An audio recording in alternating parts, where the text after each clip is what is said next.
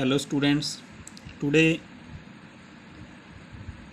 we will discuss about the last two types of past tense named past perfect tense and past perfect continuous tense. Students, ਅੱਜ ਅਸੀਂ past tense ਦੀਆਂ ਜੋ last two types ਨੇ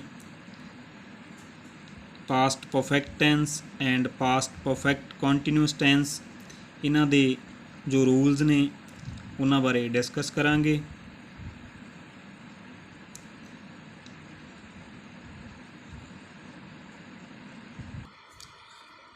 First of all, we will discuss about the rules of past perfect tense। ਇਸ ਦੀ ਜੋ ਪਹਿਚਾਣ ਹੈ ਪੰਜਾਬੀ ਦੇ ਵਾਕ ਦੇ ਅੰਤ ਵਿੱਚ ਚੁੱਕਾ ਸੀ, ਚੁੱਕੀ ਸੀ, ਚੁੱਕੇ ਸਨ, ਚੁੱਕੀਆਂ ਸਨ, ਇਹ ਵਰਡਸ ਇਹ ਸ਼ਬਦ ਯੂਜ਼ ਕੀਤੇ ਜਾਂਦੇ ਨੇ। The rule of the past perfect tense is subject plus had plus third form of verb plus object. For example, लड़के हाकी खेड चुके सन, boys had played hockey। ये जो रूल है इस सेंटेंस के उपर कंप्लीटली अप्लाई हो रहा। देखो, subject boys, helping verb had, third form of verb played, object hockey.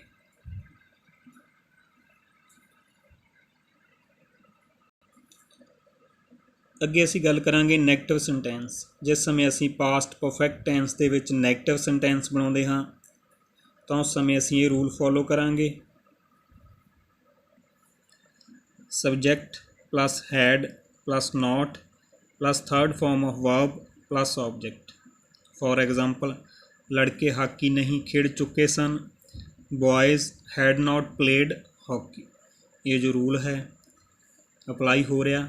देखो, subject boys, helping verb had, not, third form of verb played, object hockey.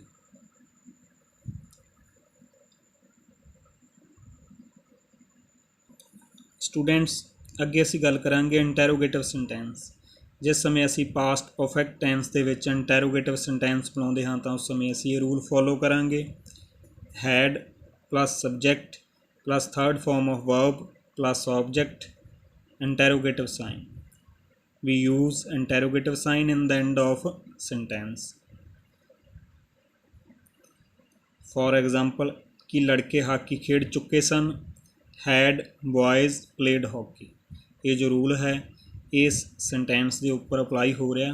देखो, helping verb had, subject boys, third form of verb played, object hockey, interrogative sign. Interrogative sentence ਦੇ ਵਿੱਚ ਅਸੀਂ subject ਤੋਂ ਪਹਿਲਾਂ sentence ਦੇ starting ਦੇ ਵਿੱਚ helping verb head use ਕਰਾਂਗੇ, ਉਸ ਤੋਂ ਬਾਅਦ subject.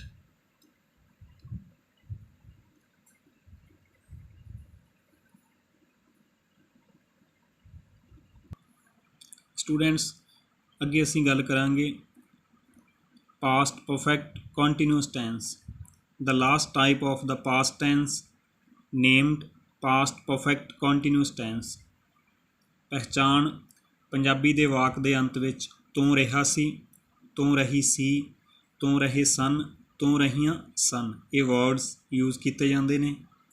The rule of past perfect continuous tense is subject plus had plus been plus first form of verb ਦੇ ਨਾਲ ING plus object, since or for plus time.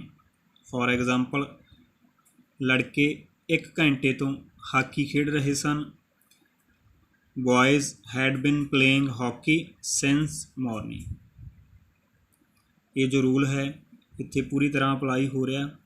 Subject boys, helping verb had been, first form of verb ਦੇ ਨਾਲ ING playing, object hockey, sense time morning. Sense and for ਇਸ ਦੀ ਵਰਤੋਂ ਬਾਰੇ ਅਸੀਂ discuss ਕਰਾਂਗੇ ਕਿ ਅਸੀਂ ਸੈਂਸ ਦੀ ਵਰਤੋਂ ਕਦੋਂ ਕਰਨੀ ਹੈ ਐਂਡ ਫॉर ਦੀ ਵਰਤੋਂ ਕਿਸ ਸਮੇਂ ਕਰਨੀ ਹੈ।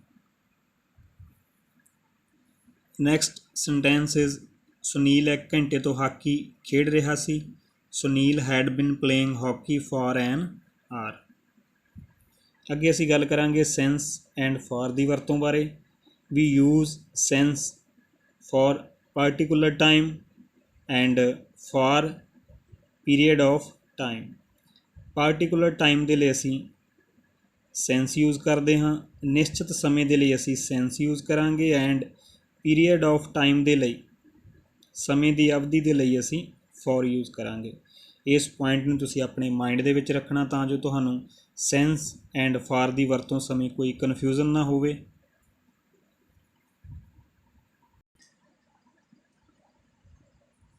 ਸਟੂਡੈਂਟਸ ਅੱਗੇ ਸੈਂਸ ਐਂਡ ਫॉर ਦੀ ਵਰਤੋਂ ਨੂੰ ਅਸੀਂ ਹੋਰ ਕਲੀਅਰ ਕਰਾਂਗੇ, ਜਿਸ ਤਰ੍ਹਾਂ ਇਹ ਦੋ ਸੈਂਟੈਂਸਸ ਅੱਗੇ ਹੋਰ ਲਏ ਗਏ ਨੇ। ਆਈ ਹੈਵ ਬਿਨ living in this house since 2000। ਜਿਸ ਤਰ੍ਹਾਂ ਕਿ ਮੈਂ ਇਸ ਘਰ ਵਿੱਚ 2000 ਤੋਂ ਰਹਿ ਰਿਹਾ ਹਾਂ, 2000 ਤੋਂ ਰਹਿ ਰਿਹਾ ਹਾਂ। ਇੱਥੇ ਇੱਕ ਪਾਰਟੀਕੂਲਰ ਟਾਈਮ ਦਿੱਤਾ, ਸੋ ਇੱਥੇ ਅਸੀਂ ਸੈਂਸ ਯੂਜ਼ ਕੀਤਾ, ਭਾਵ ਕਿ ਅਸੀਂ ਪਾਰਟੀਕੂਲਰ ਟਾਈਮ ਦੇ ਲਈ ਜਿੱਥੇ ਸਾਨੂੰ ਕੋਈ ਨਿਸ਼ਚਿਤ ਸਮਾਂ ਦਿੱਤਾ ਗਿਆ ਉੱਥੇ ਅਸੀਂ ਸੈਂਸ ਯੂਜ਼ ਕਰਾਂਗੇ। ਆਈ ਹੈਵ ਬਿਨ living in this house since 2000। ਅੱਗੇ ਅਸੀਂ ਗੱਲ ਕਰਾਂਗੇ ਫॉर ਦੀ ਵਰਤੋਂ ਬਾਰੇ। ਆਈ ਹੈਵ ਬਿਨ living in this house for ਮੈਨੀ ਈਅਰਸ। ਇੱਥੇ ਸਾਨੂੰ ਸਮਾਂ ਤਾਂ ਦਿੱਤਾ ਬਟ ਕੋਈ ਨਿਸ਼ਚਿਤ ਸਮਾਂ ਨਹੀਂ ਦਿੱਤਾ। ਮੈਨੀ ਈਅਰਸ ਬਹੁਤ ਸਾਲਾਂ ਤੋਂ, ਭਾਵ ਕਿੰਨੇ ਸਾਲਾਂ ਤੋਂ ਉਹਦੇ ਬਾਰੇ ਸਾਨੂੰ ਕਨਫਰਮ ਨਹੀਂ, ਸੋ ਇੱਥੇ ਅਸੀਂ ਫॉर ਯੂਜ਼ ਕਰਾਂਗੇ। ਪੀਰੀਅਡ ਆਫ ਟਾਈਮ ਦੇ ਲਈ ਅਸੀਂ ਫॉर ਯੂਜ਼ ਕਰਾਂਗੇ, ਸਮੇਂ ਦੀ ਅਵਧੀ ਦੇ ਲਈ ਅਸੀਂ ਫॉर ਯੂਜ਼ ਕਰਾਂਗੇ ਐਂਡ ਪਾਰਟੀਕੂਲਰ ਟਾਈਮ ਦੇ ਲਈ ਅਸੀਂ ਸੈਂਸ ਯੂਜ਼ ਕਰਾਂਗੇ। ਜਿਸ ਤਰ੍ਹਾਂ ਇੱਥੇ ਪਾਰਟੀਕੂਲਰ ਟਾਈਮ ਦਿੱਤਾ 2000, ਇੱਥੇ ਸੈਂਸ ਯੂਜ਼ ਕੀਤਾ। ਮੈਨੀ ਈਅਰਸ ਇੱਥੇ ਅਸੀਂ ਫॉर ਯੂਜ਼ ਕੀਤਾ। ਸਟੂਡੈਂਟਸ ਮੈਨੂੰ ਉਮੀਦ ਹੈ ਕਿ ਤੁਹਾਨੂੰ ਇਹਨਾਂ ਸੈਂਟੈਂਸਸ ਤੋਂ ਸੈਂਸ ਐਂਡ ਫॉर ਦੀ ਵਰਤੋਂ ਬਾਰੇ ਪੂਰੀ ਤਰ੍ਹਾਂ ਕਲੀਅਰ ਹੋ ਗਿਆ ਹੋਵੇਗਾ। ਸੋ ਇਸ ਪੁਆਇੰਟ ਨੂੰ ਤੁਸੀਂ ਆਪਣੇ ਮਾਈਂਡ ਦੇ ਵਿੱਚ ਰੱਖਣਾ ਤਾਂ ਜੋ ਤੁਹਾਨੂੰ ਸੈਂਸ ਐਂਡ ਫॉर ਦੀ ਵਰਤੋਂ ਦੇ ਸਮੇਂ ਕੋਈ ਕਨਫਿਊਜ਼ਨ ਨਾ ਹੋਵੇ।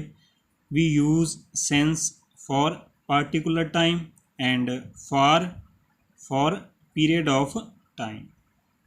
ਨਿਸ਼ਚਿਤ ਸਮੇਂ ਦੇ ਲਈ ਅਸੀਂ ਸੈਂਸ ਯੂਜ਼ ਕਰਦੇ ਹਾਂ ਐਂਡ ਸਮੇਂ ਦੀ ਅਵਧੀ ਦੇ ਲਈ ਅਸੀਂ ਫॉर ਯੂਜ਼ ਕਰਦੇ ਹਾਂ।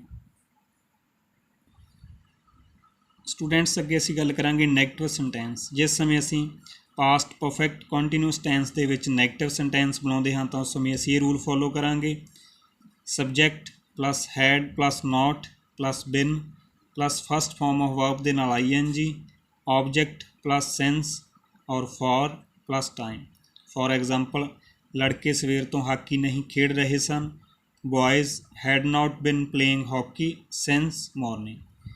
सुनील 1 घंटे तो हाकी नहीं खेड रहा सी। Sunil had not been playing hockey for an hour.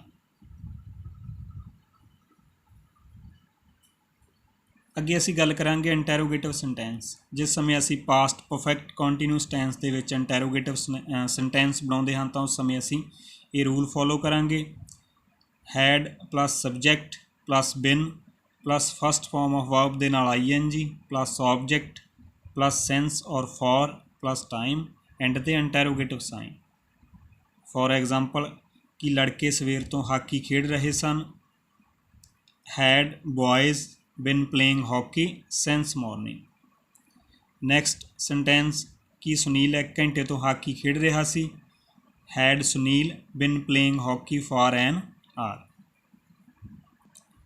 Students, I hope you will have cleared the rules of past perfect and past perfect continuous tense. Okay students, thank you.